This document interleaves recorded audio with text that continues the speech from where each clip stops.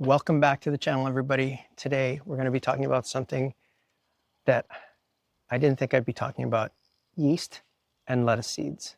Let's get into it. All right. So here's something I don't ever say out loud. I'm near the end of my career. I've never been a VP, a president, or a CEO. There's been no corner office for me, no title with chief in it. 30 some years in, the org chart above me still has a lot of boxes that I never filled. And if you grew up the way I did, the way that most of us did, there's a voice that shows up around this time where you start doing the math. 30 years, nothing at the top to show for it. Was any of it worth it? So I've been sitting with that voice for a while, especially when I turned 57 and started looking at retirement. That's been sitting with me. But in the past couple of days, I decided that that's the wrong question. Okay, now I'm going to start talking about two things that seem like tangents, but I'll loop it back around into the conversation and it'll make sense, hopefully. So a few months ago, I started growing my own food. And one of the things that I like to grow, because it's super easy, is lettuce. But lettuce has these very, very small seeds. They're infinitesimally small. And the instructions usually say put one or two into a little spot so that they have room to grow. But it's impossible to grab one or two of these seeds. They're just so small. So inevitably, I end up pouring 3 or 4. And then they all end up growing, and I have to cull some of them out. I actually have to cull all of them out except one. But if you let that one grow, eventually grows into a giant head of lettuce.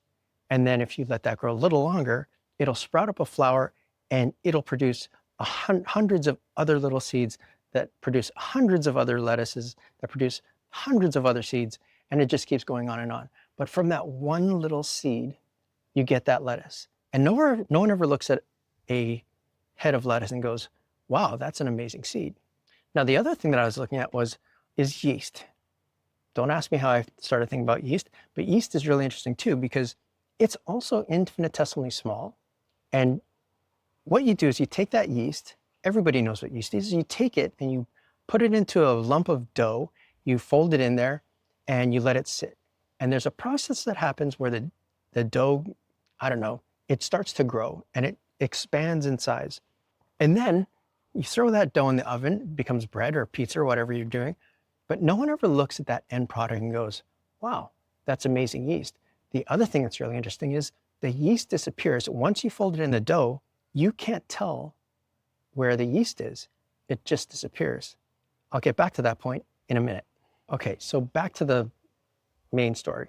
We were taught fairly young to watch for the big change, the promotion, the announcement, the trumpet. That's supposed to be how you know you've arrived. That's a moment, a title, a thing that you can point to and say, there's the proof. So when the trumpet doesn't sound, we assume nothing actually happened. We assume we're still just a seed. And that's the trap. We measure growth by the spectacle. The most real growth doesn't come with a spectacle. It leavens quietly, a quarter inch at a time, way below the line where you'd ever catch it happening. So let me tell you what actually rose in my case. When I started in this business, there was no internet. I mean, it was being born. It wasn't a thing yet.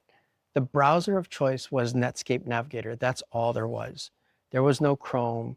There was barely Windows. I remember the guy behind me was actually testing the first version of Windows. And we thought, wow, that's amazing. And all of it, the whole connected world we now take completely for granted, was in its infancy. And I had a front row seat that I didn't even know it was a front row seat at the time. I got to watch how a giant communication network actually grows up, not from a slide deck, from the inside. I watched the technology evolve, watched the companies get bought and sold and reshuffled. I was in the companies that got bought and sold and reshuffled. I watched ownership change hands more times than I can count, and the whole thing somehow kept running and kept getting faster. I understand in my hands, and not just in my head, how we got from there to here. And here's the thing I finally figured out. There's no VP title that could have given me that. They get the summary. I got the actual thing. 3 decades of watching the dough rise from the inside, that understanding of how it all really works and how impossibly far it's come. That's not a consolation prize. That's the loaf. See, I had it backwards. I thought the value was the final title and everything else was just stuff that happened on the way to get that title that I never got.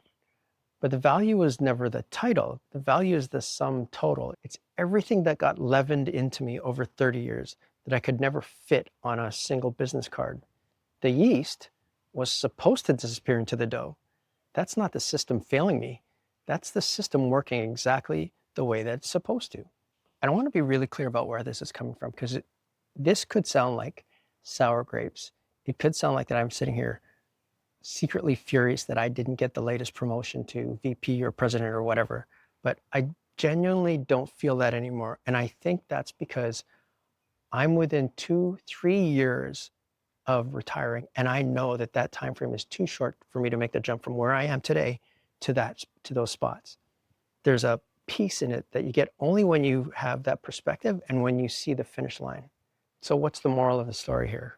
If you're still waiting for the trumpet, the title, the big announcement, or the big visible proof that your life amounted to something, you might be looking right past the loaf. The seed was never going to look like the head of lettuce. The yeast was always going to disappear. The growth was real the whole time. It just never asked your permission to be impressive about it. So, what do? Count the sum, not the summit. I'll say that again. Count the sum, not the summit. Whatever you've been quietly leavening, a craft, a family, a way of seeing the world that took you decades to earn, that's the thing of value, not the title you didn't get, the loaf you actually rose. That's the moral of this one. Thanks for listening. If any of what I said resonated with you, meant anything to you, take a second to share and like it below, and we'll see you in the next video.